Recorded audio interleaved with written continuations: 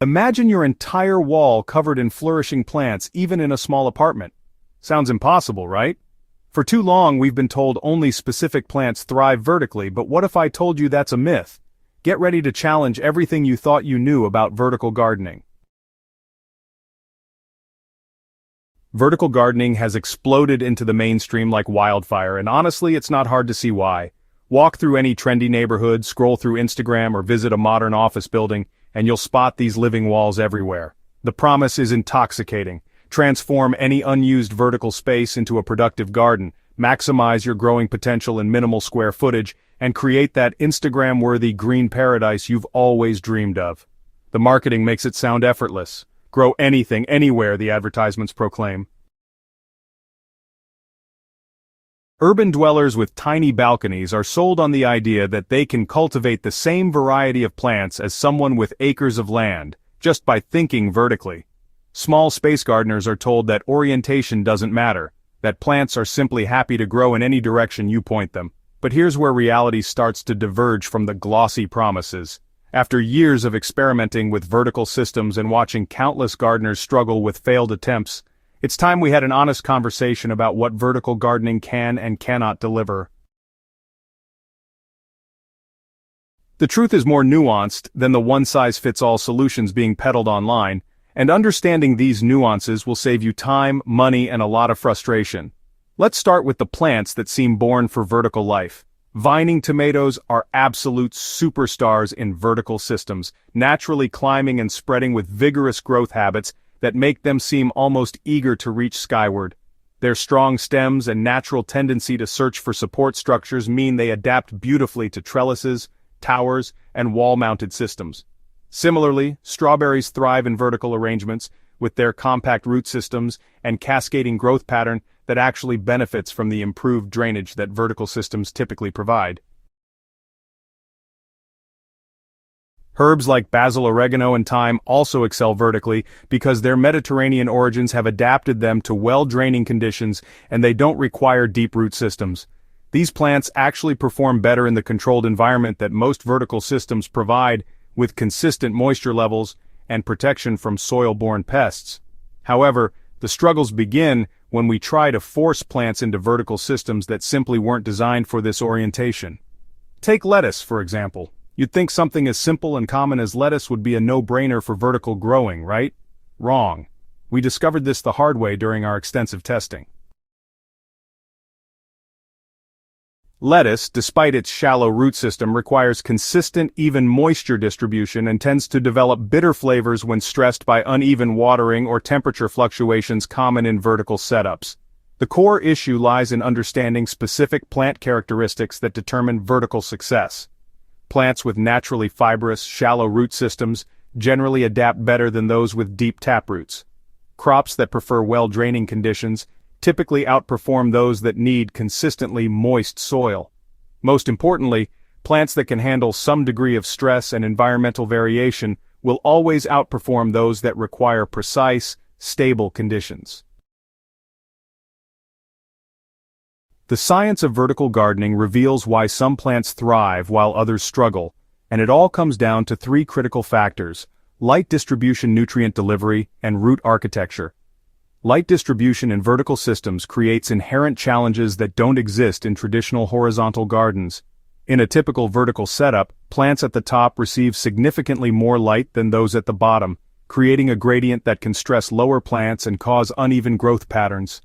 Plants that have evolved in forest understories or naturally shaded environments can handle this variation, while sun-loving crops that require consistent high-intensity light throughout their growing cycle will struggle in lower positions. This is why we see such success with leafy greens like kale and spinach in the middle and lower sections of vertical systems, while sun-hungry plants like peppers and eggplants must be positioned at the top or in systems with supplemental lighting. Nutrient delivery presents another complex challenge. In vertical systems, gravity works against even distribution, often causing nutrients to concentrate at the bottom, while upper plants may become deficient. Root architecture might be the most critical factor determining vertical success. Plants with compact, fibrous root systems that spread horizontally rather than diving deep are natural fits for the shallow growing mediums typical in vertical setups. Conversely, plants with long tap roots or extensive root systems that naturally spread wide will always struggle in the confined spaces of most vertical growing systems. The implications of understanding which plants truly thrive vertically extend far beyond your backyard experiments. Commercial vertical farms have revolutionized agriculture by focusing on the plants that genuinely excel in these systems, rather than trying to force traditional farming practices into vertical orientations. Companies like Aero Farms and Plenty have built their success on growing leafy greens, herbs, and microgreens because these crops naturally align with vertical growing advantages. These operations demonstrate the economic viability of vertical agriculture when plant selection is properly matched to the growing method. The environmental benefits become clear when we stop trying to force incompatible plants into vertical systems and instead celebrate what vertical growing does best. Looking toward 2025 and beyond, the future of sustainable food production lies in intelligent plant selection for vertical systems rather than the pipe dream of growing everything vertically. As urban populations continue to grow and arable land becomes increasingly scarce, vertical farms focusing on the right crops will play a crucial role in food security, but only if we abandon the myth that any plant can grow vertically with equal success. For those ready to embrace vertical gardening with realistic expectations, certain plants will give you the highest probability of success while you're learning the intricacies of these systems. Herbs top the list because they're forgiving, valuable, and perfectly suited to vertical growing conditions. Start with basil, which thrives in the well-draining conditions of most vertical systems and provides continuous harvests that make the investment worthwhile. Leafy greens like arugula, spinach, and various lettuces can work wonderfully if you choose the right varieties and position them correctly within your system. Strawberries deserve special mention as one of the most rewarding vertical crops for beginners. Their natural trailing habit, compact root system, and high value make them ideal for vertical production. When troubleshooting vertical systems, the most common issues stem from uneven watering and light distribution. Install drip irrigation or self-watering systems that ensure consistent moisture levels throughout the vertical structure. The ultimate truth about vertical gardening is this: it's not a magic solution that works for any plant, but it's an incredibly powerful tool when you choose the right plants for the right positions within your system. Success comes from understanding plant biology, working with natural growth habits rather than against them, and setting realistic expectations about what vertical growing can achieve. Don't fall for the marketing hype that promises you can grow anything vertically with equal success.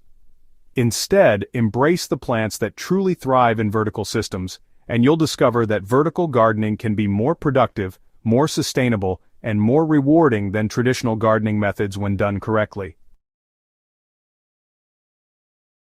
Ready to transform your growing space? The world of vertical gardening is waiting for you, but now you're armed with the knowledge to succeed where others have failed.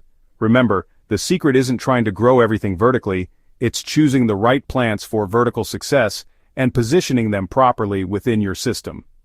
If this guide has opened your eyes to the real potential of vertical gardening, make sure to subscribe to Smart Garden for more myth-busting content and science-based growing advice. Share this with fellow gardeners who might be struggling with their vertical systems, because together we can move beyond the marketing hype and create truly successful vertical gardens. Your plants and your wallet will thank you. Will